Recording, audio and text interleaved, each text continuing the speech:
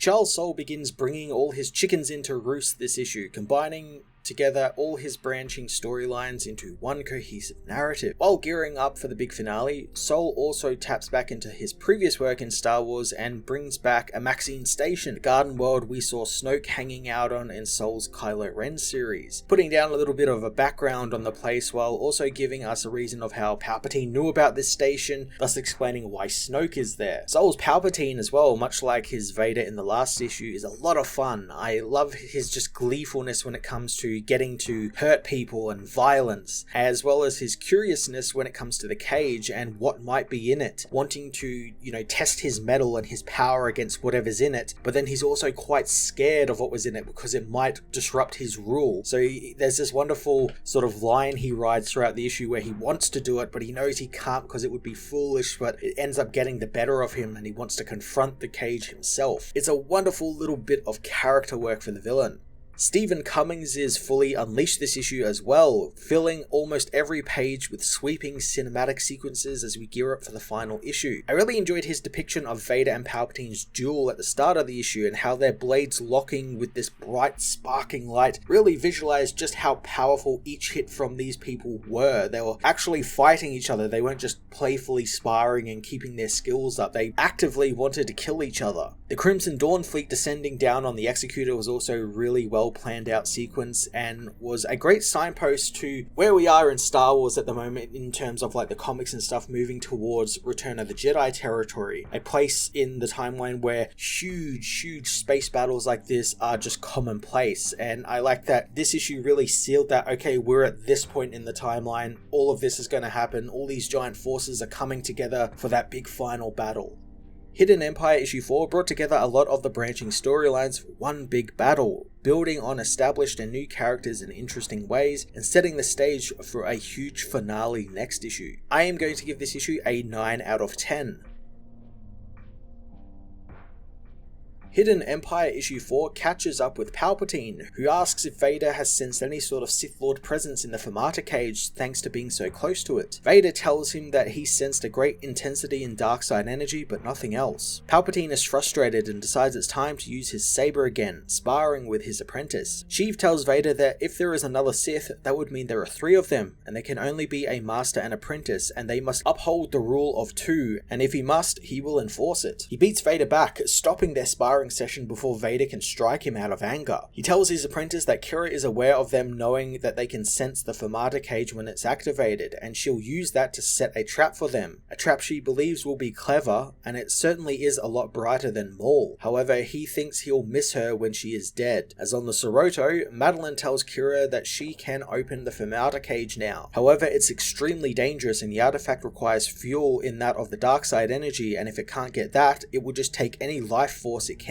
Kira hopes that she has a way to open it so the operator doesn't die, and the archivist has an idea, knowing that there is an ancient place filled with both life and the dark side, and if any place is safe to open it, it would be there. Kira doesn't want her to waste time, but Madeline hesitates about continuing on as the Sith will come for her, and she has no defenders. She tells her boss that she believes in their cause, but she refuses to just throw away her life if there is no way to win. Kira understands and promises that she will give her that chance. Cadlia thinks that she just lied to Madeline, but Kira meant every word since they are too close to fail now. She tells the young woman that despite Palpatine's efforts, she isn't completely without resources. Kira contacts Deathstick asking if the assassin will help her, but the woman says that she isn't a foot soldier and Kira will have to find someone else. Kira contacts the Knights of Ren, who tell her that they will not be coming back, especially after she tried to use them as guinea pigs in the Fermata cage incident. Kira wants them to hear her out, so the woman tells them that she knows that they are reluctant after some of them died to the Fermata cage, but she keeps her word and she promised the Knights that if they helped, they would be bringing down the Sith, and they have almost achieved this goal, but she never promised it would come without a cost. She tells them that now that the Knights have broken into Fortress Vader and Palpatine knows about them, they will be on the run for the rest of their life. She asks if they really want that for their lives, sending them some coordinates and telling them that the choice choice is theirs. Ren puts on his helmet, thinking that the woman makes a pretty good point, as Cadlia thinks that she is getting rather desperate now, asking why she doesn't just quit, walk away with the credits she has and become someone else. Kira thinks that if she did that, who would she be? She tells the girl that she won't be seeing her again since she'll either be dead or on the run, but Cadlia will be safe in the base, and if she hasn't contacted her in 5 days, she's to play this message. Kira gives Cadlia a message disc as the girl asks if she should thank the woman. Kira tells her that she should, but only if she thinks she'll get something out of it. Cadlia leaves as Kira contacts someone else, who is actually surprised they got her call. On the AMAXINE station, Madeline sets up her machine amongst the lush vegetation of the garden, hoping that the cage likes salad as she throws the switch, activating the Fermata cage. Kira meanwhile addresses her forces, not caring why they are there, only caring that they are there since this work has been all about each of them. She wants them to remember moments of frustration and anger and despair, and things are not fair in Palpatine's galaxy. She tells them that to the Emperor they are nothing but small and irrelevant and are pieces on a board to be moved, and they already know that all. And while she isn't asking them to rebel, she wants them to do something they already want to do: shove all of that resentment, fear, and anger down Palpatine's throat. The Crimson Dawn fleet launches as the Fermata cage continues to eat up the garden. Madeline, however, notices that it wasn't just hungry, it was starving as it consumes the plants at an alarming rate. Suddenly she sees the Executor arrive outside the dome, hoping that she would have had more time. Vader can sense the cage is opening, and Palpatine knows that he wants to board the station and meet the ancient Sith and test his power against him. Palpatine reveals that he desires all of that and more, but it is a foolish desire. Palpatine orders his men to fire on the station with the full power of the Superstar Destroyer, but the officers alert them to an entire fleet dropping out of hyperspace. Vader thinks it's the rebellion, but Palpatine knows it's Crimson Dawn. Margot leads the Dawn fleet, taking her Class 2 and 3 ships to target the destroyer's long-range cannons while the other squads deal with the fighters. She orders a complement of transports to get to the station and to guard the Archivist in the cage, calling for everyone to await the dawn as the battle begins.